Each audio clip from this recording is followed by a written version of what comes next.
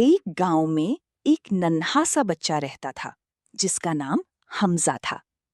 हमजा बहुत खुशमिजाज था और अपने दोस्तों के साथ खेलना उसे बहुत पसंद था। एक दिन वो अपने दोस्त के घर खेल रहा था और वो एक गुलदान के करीब थे।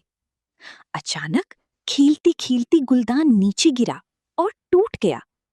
हमजा बहुत घबरा गया, उसके दिल में डर भर गया।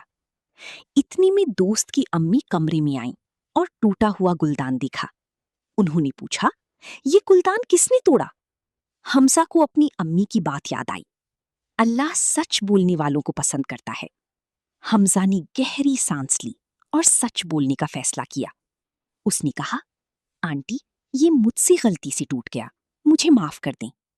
अम्मी मुस्कुराईं और बोली, बेटा, तुमने सच बोलकर बहादुरी दिखाई है। हमजा को बहुत सुकून मिला और उसके चेहरे पर मुस्कुराहट आ गई। याद रखें, सच हमेशा जीतता है और अल्लाह सच बोलने वालों से मोहब्बत करता है।